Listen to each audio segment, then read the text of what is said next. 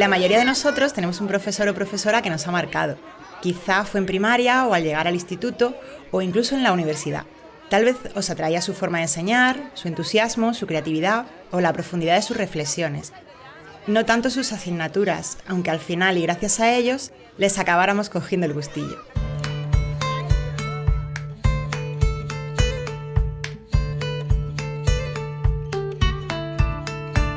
Me pasó con el inglés y las extraescolares de la señora Belma, con su juego de la oca en primaria, con las matemáticas 2 y Nájera & Co. y mi superaprobado, casi único en mi clase de letras mixtas en selectividad, o con muchos profes universitarios de periodismo que supieron sacar lo mejor de mí en forma de crónica, fotoreportaje, revista o tesis doctoral y que hoy son o fueron compañeros de departamento. La profesión docente es una de las más exigentes. Y lo es porque el profesorado es figura clave para el desarrollo adecuado de una persona, desde la infancia hasta su capacitación profesional. Sin embargo, la profesión docente es, al tiempo, una de las más complejas. Conectar con el alumnado no siempre es fácil, ni este pone en valor el conocimiento y la experiencia. Y más hoy en día, con tantas distracciones y en una sociedad tan líquida.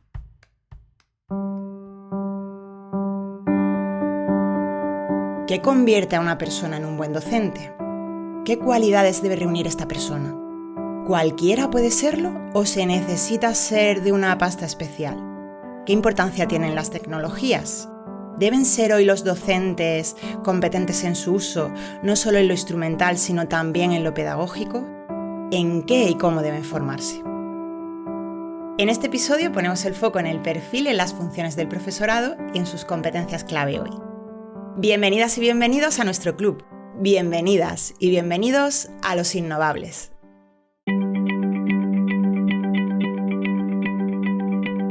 Los Innovables, un podcast de la UNIA. Episodio 4. De la pizarra al prompt. La transformación del profesorado.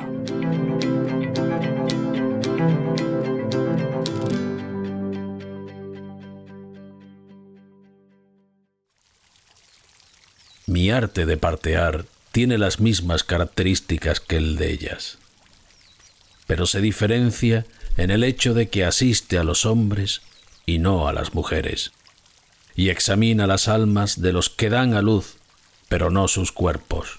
Este es un pequeño fragmento del diálogo entre el filósofo Sócrates y el joven Teeteto, recogido por Platón. Muchos, en efecto, me reprochan que siempre pregunto a otros y yo mismo nunca doy ninguna respuesta acerca de nada por falta de sabiduría, y es, efectivamente, un justo reproche. La causa de ello es que el Dios me obliga a asistir a otros, pero a mí me impide engendrar. Así es que no soy sabio en modo alguno, ni he logrado ningún descubrimiento que haya sido engendrado por mi propia alma. Sin embargo, los que tienen trato conmigo, aunque parezcan algunos muy ignorantes al principio, en cuanto avanza nuestra relación, todos hacen admirables progresos si el Dios se lo concede, como ellos mismos y cualquier otra persona puede ver. Y es evidente que no aprenden nunca nada de mí, pues son ellos mismos y por sí mismos los que descubren y engendran muchos bellos pensamientos. No obstante, los responsables del parto somos el Dios y yo.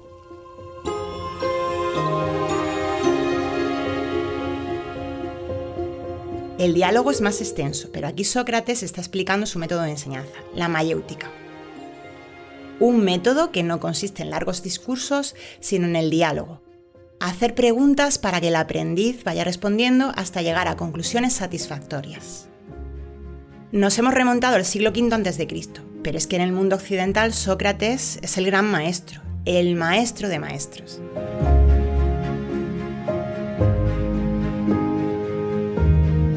Es difícil imaginar qué tipo de docente sería Sócrates hoy en día, en plena sociedad digital.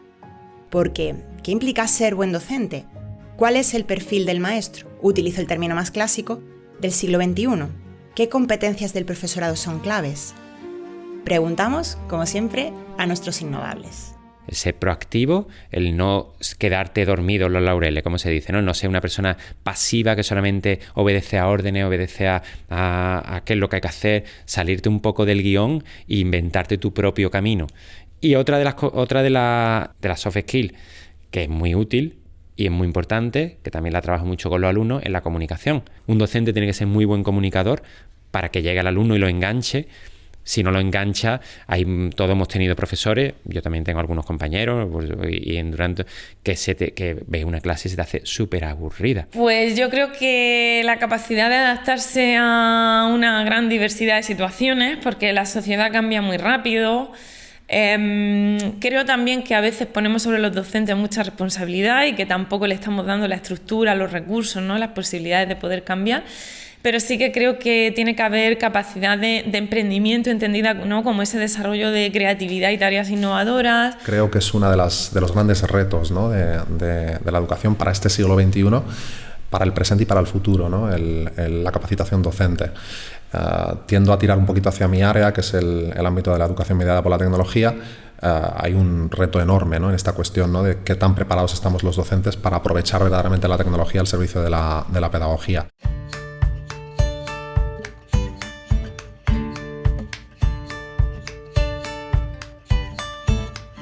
La docencia actual ya no se limita a transmitir conocimientos o contenido curricular. Los docentes tenemos que enseñar a nuestro alumnado a ser proactivo y ser parte de su propio aprendizaje. Debemos ser capaces de adaptarnos a sus diferentes ritmos y proporcionarles una enseñanza personalizada.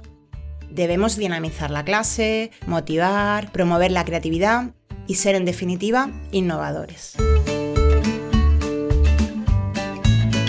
Al igual que Sócrates estaba haciendo pensar a sus aprendices, el experto en innovación y transformación educativa Juan Freire nos recuerda que hoy la interacción debe ser parte del rol docente. El cambio de los procesos de aprendizaje implica que cada vez más el rol que antiguamente era de profesor, ahora lo importante es de acompañamiento. Ya no necesitas un transmisor de conocimiento, no necesitas un profesor que haga la clase magistral, necesitas alguien que en ciertos momentos intervenga para hacerte preguntas, para sugerirte. Claro, lo que pasa es que la función del profesor, que antes era una persona que era un mujer o hombre orquesta, ¿no? Hacía de profesor en sentido estricto, pero también era el que diseñaba el programa, el que diseñaba los contenidos. A lo mejor los contenidos no eran digitales, pero diseñaba los contenidos, el que asesoraba a sus estudiantes, si quería o si tenía tiempo. Realmente no es sostenible ese modelo, no, ni es efectivo, porque no tenemos por qué exigirle que un profesor sea bueno en todo y haga todo. Eso es materialmente imposible. Para el catedrático de la Universidad de Sevilla y experto en didáctica y tecnología educativa Julio Barroso, el cambio metodológico pasa por situar al alumnado en el centro y ser capaces, como profesoras y profesores, de aprender y desaprender. Que no sé si sería una competencia, pero desaprender. O sea, el que en un momento determinado el docente tenga la capacidad de no olvidar, pero sí dejar a un lado algunos elementos, algunos aspectos también teóricos y prácticos que en un momento determinado se han ido desarrollando, se han ido trabajando y darle la vuelta, cambiarlo. Por eso también la unión con el tema primero de la innovación, que es donde está muy directamente relacionado. Creo que muchas veces tenemos que hacer un ejercicio de desaprender, pero cuidado, porque a veces aludimos al desaprender como si eso fuera una tarea, ¿no? El desaprender para mí es casi una actitud, una forma de enfrentarte al aprendizaje. O sea, no desaprendes solo, sino que desaprendes mientras aprendes de otra manera, ¿no? Y por lo tanto duele, ¿no? Porque el desaprender es liberarte de toda una serie de barreras, de restricciones que tú mismo, el propio sistema ha creado, de que las cosas son de una determinada manera, y abrirte a la posibilidad de aprender de otras formas, ¿no? Entonces, para mí, el desaprender es desarrollar una especie de una actitud, ¿no? ante el aprendizaje distinto y abrir la mente para ser capaz de vivir las experiencias de otro modo y, por lo tanto, que sean más productivas para tu desarrollo. Todo ello, y mucho más, como ahora veremos, forma parte de la competencia docente. Una competencia que implica, al tiempo, competencias pedagógicas, didácticas, tecnológicas, sociales y de emprendimiento. Cada uno de nuestros innovables destaca alguna. A veces coinciden, otras no. Carmen Llorente, profesora de la Universidad de Sevilla y directora del departamento al que pertenece Barroso, subraya la competencia social. Al final estamos centrándonos mucho en una serie de competencias que hablábamos antes, competencias pues desde la competencia más tecnológica, competencia más instrumental, competencia más pedagógica, pero olvidamos mucho la capacidad del profesorado de empatía, de colaboración, de ponerse en el lugar del otro, de ayudar al estudiantado, dotarle de ciertas herramientas, etcétera, etcétera. Un poco era la idea que yo tenía con el tema de las competencias sociales, que son creo que las más olvidadas, pero que también son las más necesarias. Por supuesto, las competencias digitales en las que nos detendremos en unos minutos son imprescindibles. Pero hay otras competencias transversales fundamentales, como la comunicación, el liderazgo, la resolución de problemas o el trabajo en equipo. Hay un refrán que dice que cuando vas solo corres más, pero cuando vas en equipo llegas más lejos. Y yo siempre he pensado que es fundamental trabajar en equipo y construir redes. Y estoy hablando de todos los niveles educativos, porque es verdad que en la investigación estamos muy acostumbrados a la investigación multidisciplinar, donde en los equipos contamos, y más en nuestro campo de las tecnologías, pues con expertos en el desarrollo de software, con psicólogos, es decir, expertos de otros ámbitos, ¿no? Con sociólogos, pero en el contexto de la enseñanza reglada y de las aulas, pues muchas veces los profesores tienden a encerrarse en su clase con sus alumnos.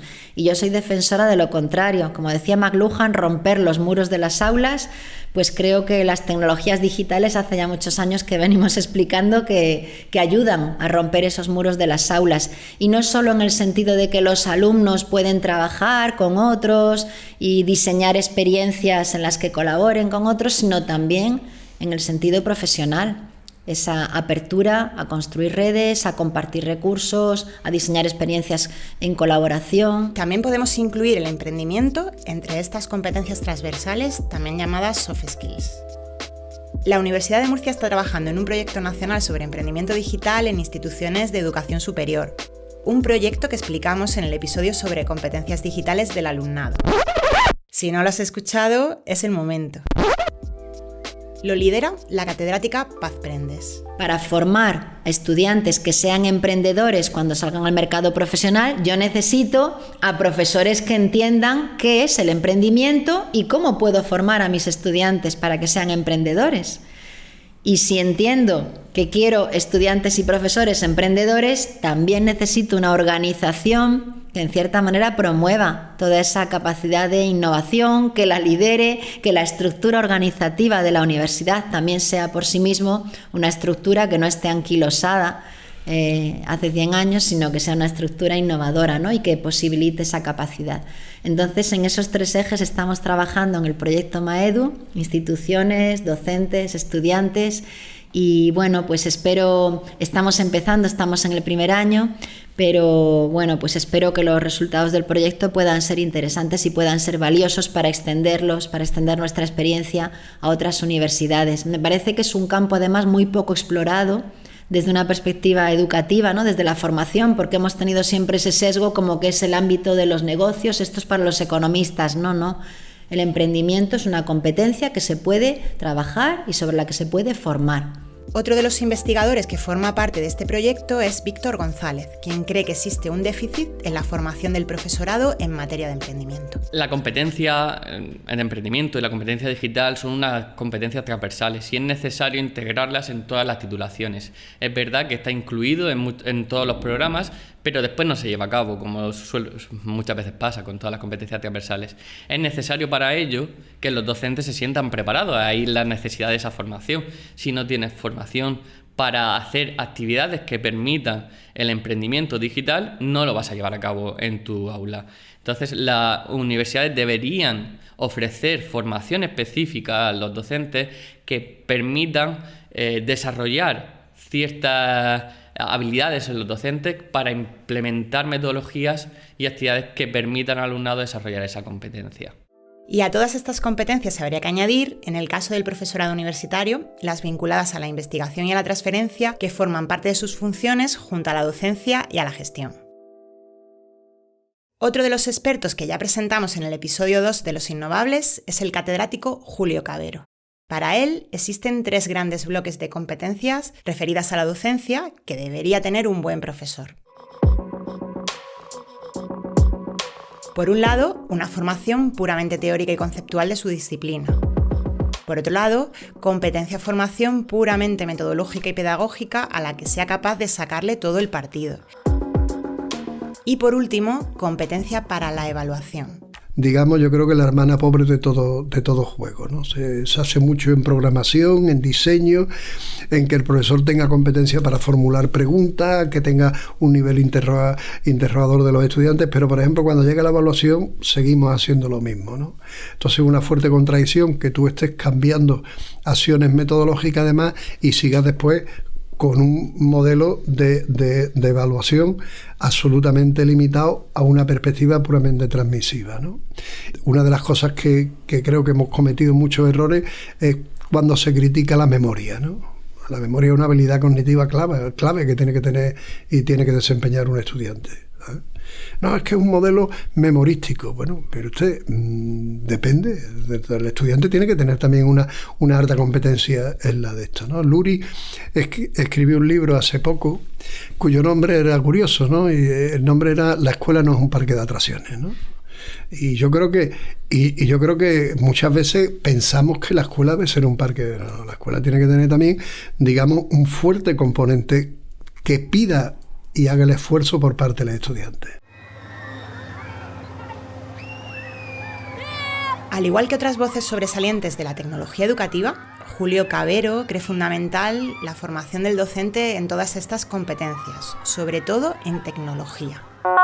No todo se adquiere mediante la práctica y el ensayo y el error y lo que va ocurriendo, sino uno aprende también a través de los pares, de los compañeros, pero aprende también a través de acciones formativas específicas, y eso es clave. Y en un ámbito como la tecnología educativa todavía más clave, porque nos guste o no nos guste, las tecnologías se han convertido en una variable clave de la sociedad del conocimiento y casi todo gira en realidad en torno a las tecnologías. Es más, si ahora desapareciera Internet, por ejemplo, pues posiblemente ocurriría un trauma que volveríamos a la Edad Media, ¿no? Para Julio Cavero, la tecnología debe ser una aliada para el docente. Para Carmen Llorente, se trata de perderle el miedo, sobre todo tras lo vivido con la pandemia de la COVID-19 y la virtualización repentina de la docencia. En el día de hoy acabo de comunicar al jefe del Estado la celebración mañana de un Consejo de Ministros extraordinario para decretar el estado de alarma en todo nuestro país, en toda España, durante los próximos 15 días.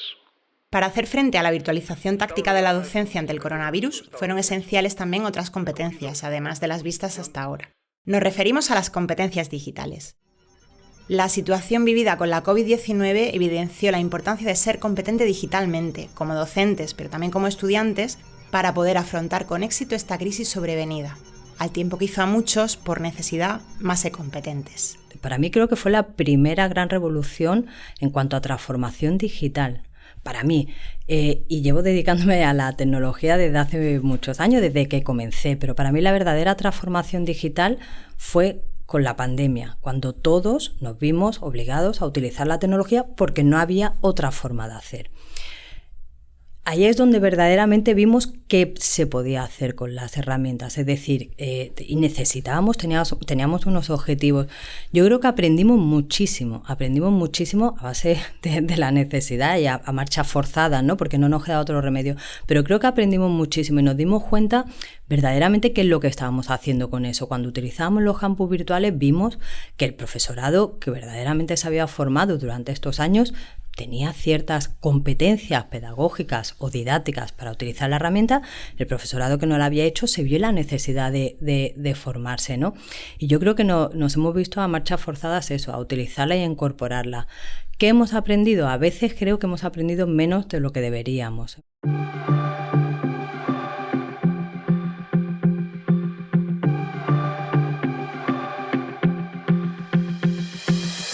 Años antes de la pandemia ya se había elaborado el marco europeo DIGCOM, que también se aborda detalladamente en el episodio sobre las competencias digitales del alumnado.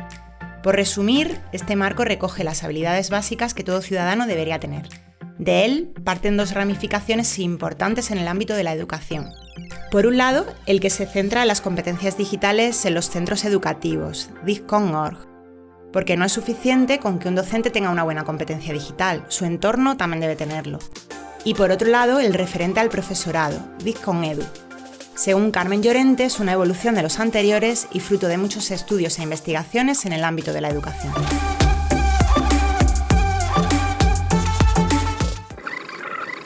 Yo soy Antonio Palacio, recién llegado a la Universidad de Málaga como investigador Juan de la Sierva.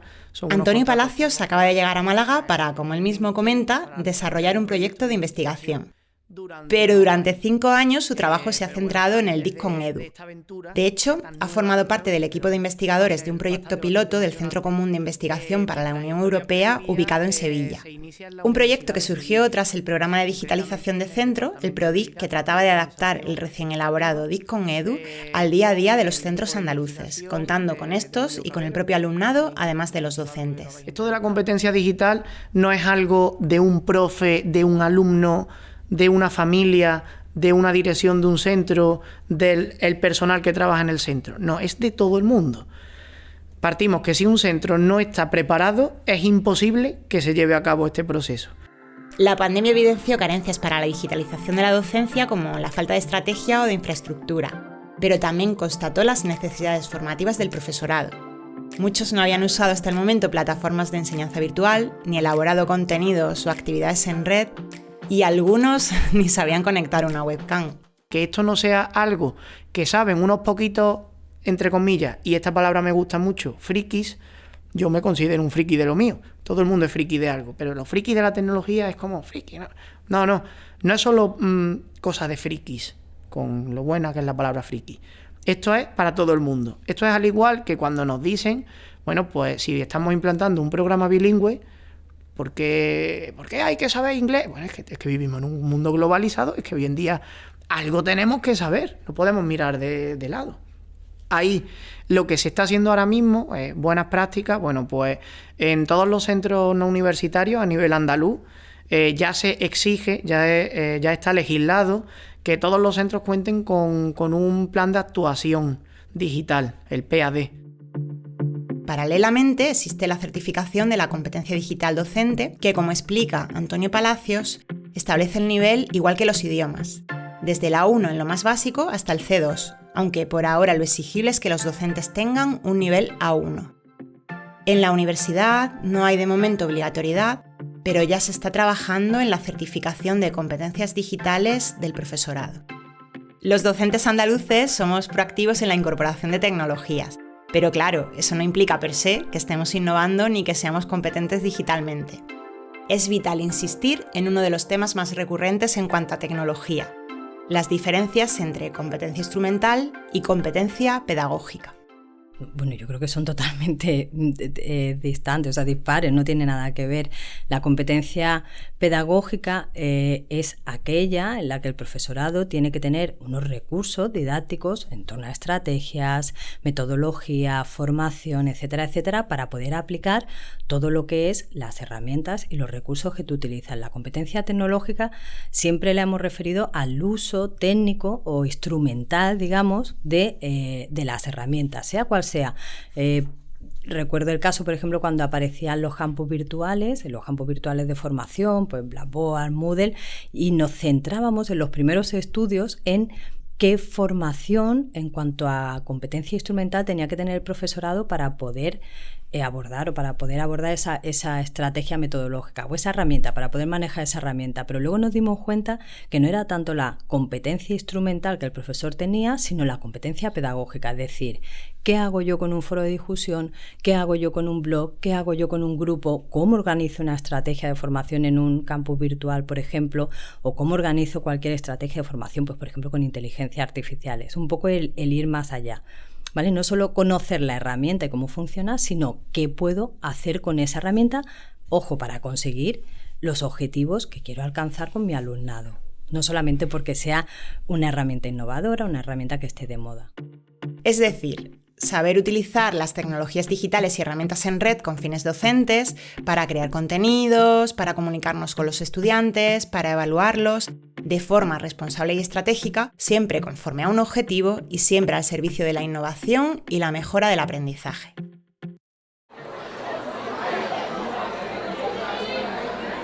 En Granada, por ejemplo, la profesora del Departamento de Didáctica y Organización Escolar, Inmaculada Aznar, nos cuenta cómo un perfil de X, en aquel momento Twitter, la ayudó a ella y a sus alumnas de educación infantil a resolver una cuestión práctica.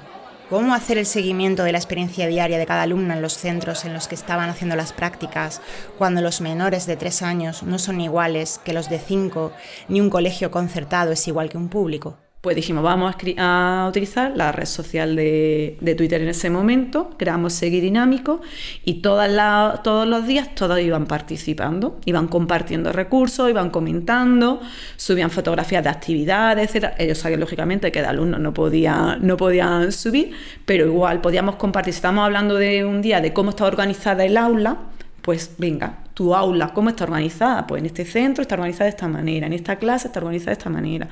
Como decíamos, pues el de Andalucía pues ha hecho esta actividad. Entonces al final vimos que todas decían, que al final parece que he estado haciendo prácticas tanto en un cole de 3 años, en un cole de público, en un cole concertado, porque hay grandes diferencias, y en una clase de 3 años, 4 y 5 años. Es decir, fue muy positivo, muy gratificador para ella y para mí también, es verdad. Ese perfil de X, Twitter, Seguir Dinámico, sigue activo a día de hoy. El DISCON Edu se articula en 6 áreas competenciales: compromiso social, recursos digitales, enseñanza y aprendizaje, evaluación y retroalimentación, empoderar a los estudiantes y facilitar la competencia digital de estos.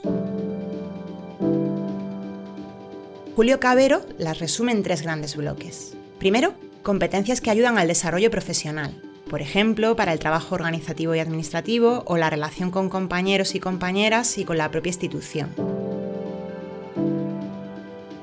Segundo, competencias puramente pedagógicas, es decir, cómo producir materiales y contenido para el aula, cómo aplicar diferentes tipos de metodologías y sistemas de evaluación, etc. Y tercero, el referente al alumnado.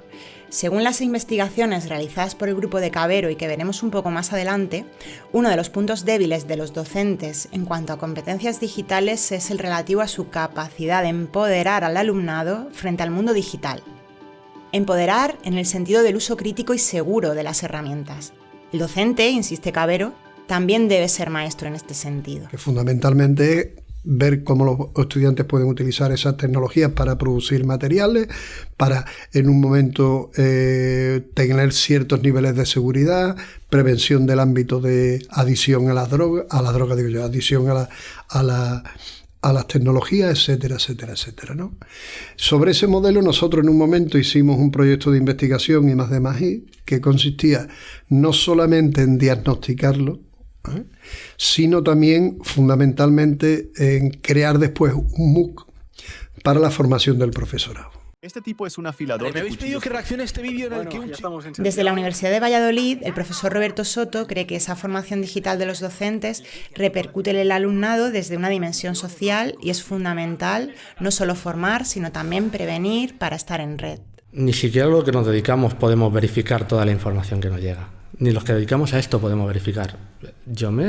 A mí me han colado noticias y yo me dedico a formar en competencia mediática digital porque es imposible, pero cuantas más herramientas demos a la persona para poder filtrar, menos noticias le colarán, menos noticias tendrá o menos noticias falsas serán asimiladas por él o información. Y ahora, por una ventaja, la democratización de la información a través de las distintas plataformas como YouTube, Twitch, Mixer ya no está, Kik. Los adolescentes, los alumnos universitarios reciben información por doquier, y ahí no se filtra. Porque cada uno es dueño de su programa, que me parece estupendo, pero sí tenemos que formarles y darles herramientas para decir, pues esto ten cuidado, o te lo puedes tomar como programa de humor, porque las cosas que dices son totalmente falsas todo el rato, y te lo tomas como cosa de humor, pero no como información veraz, y que puedas difundir y que puedas usar en tu vida diaria. ¿Y qué nivel tienen los docentes españoles siguiendo este modelo? El equipo formado por Julio Cavero, Antonio Palacios y Julio Barroso realizó un diagnóstico sobre el nivel de competencia digital del profesorado andaluz, tanto universitario como no universitario, con la idea de diseñar acciones formativas para el desarrollo de estas habilidades. Hemos demostrado que, no vamos a decir tenemos un suspenso porque quedaría muy mal, pero sí necesitamos mejorar en ciertas áreas como puede ser la evaluación digital, enfoques más allá de un tipo test con respuestas múltiples, sin estar en contra de ese formato, pero hay otros formatos. No, cuanto más evaluemos, pues mejor. También cómo atendemos a la diversidad usando la tecnología. La tecnología es un gran aliado para atender pues a las personas con las necesidades que sean. No vamos a etiquetar. Atender a la diversidad es atender a las personas. Cada persona es única con sus características. Y bueno, y sobre todo, hasta qué punto, retomamos la idea inicial, somos capaces de desarrollar la competencia digital del alumnado en nuestras aulas. Desarrollar una competencia digital que le permita a esas personas desenvolverse en una sociedad cada vez más digitalizada, irremediablemente cada vez más digitalizada, donde los desafíos futuros no tenemos ni idea. Precisamente gracias a las investigaciones realizadas por el grupo de investigación que lidera Cabero, el DICCON-EDU ha sobrepasado las fronteras europeas y se está estudiando en territorios como China o Australia. Aquí en España existen muchos ejemplos de cómo un buen nivel de competencias digitales del docente repercute en el aula y ayuda en la evaluación integrando tecnologías que son fáciles de usar por parte del alumnado. Uno de esos ejemplos nos lleva a la Facultad de Medicina de Sevilla. Allí, el profesor de Anatomía y vicedecano de Ordenación Académica y Digitalización, Manuel Eugenio Dorado, aplica una evaluación final y otra continua. Pero yo a mis estudiantes, a lo largo de todo el desarrollo del aprendizaje, lo que les realizo es una especie de evaluación continua, donde el estudiante, de una forma sorpresiva, va a recibir un feedback continuo sobre si está aprendiendo o no está aprendiendo. Yo a lo largo de la semana le pongo varias evaluaciones continuas mediante el uso de la tecnología y utilizo mucho el código QR. Le pongo un código QR donde los estudiantes con sus dispositivos móviles, que es fundamental que aprovechemos esa especie de dependencia que tienen los estudiantes con los dispositivos móviles para sacarle partida.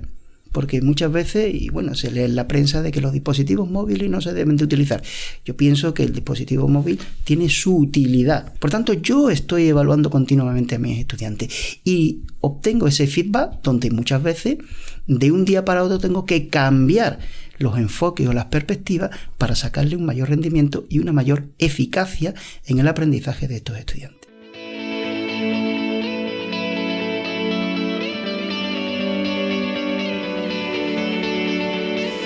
Imaginación, creatividad y capacidad de adaptación, como hablábamos al inicio del episodio.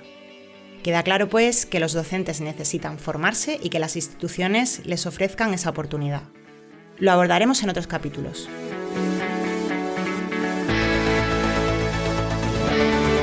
Sí hay que insistir, lo hacen nuestras expertas y expertos, que la formación de los docentes no debe centrarse únicamente en el uso de las nuevas herramientas. Para Julio Cabero, en España se abusa de la formación instrumentalista.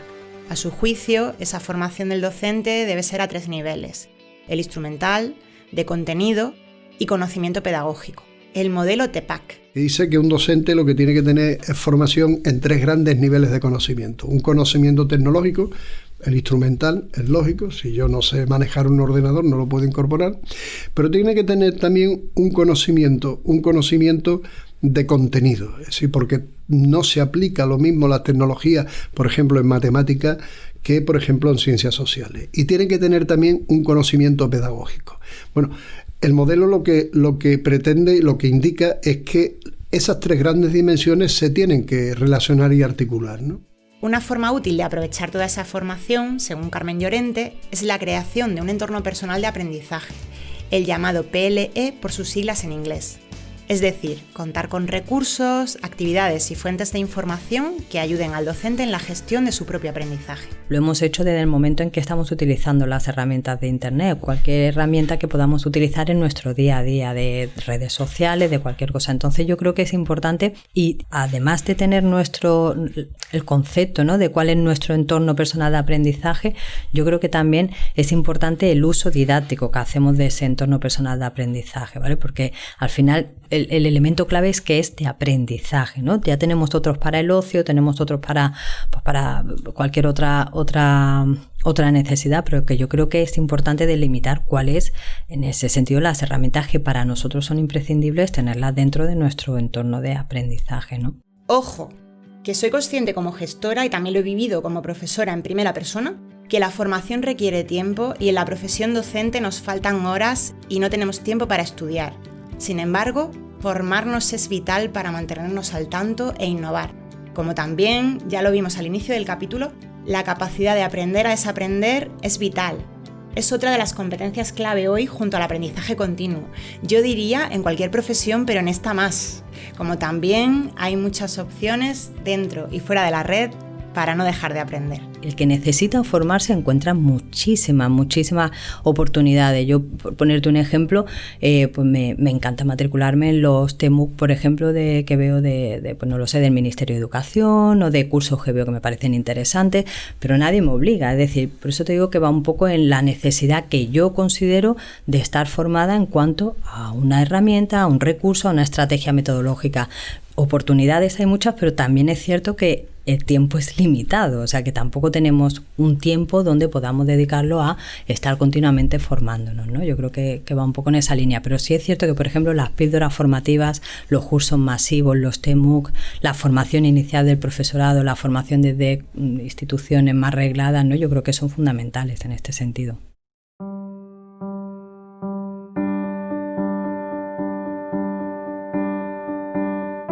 Los Innovables, un podcast de la Universidad Internacional de Andalucía, producido por QWERTY Podcast.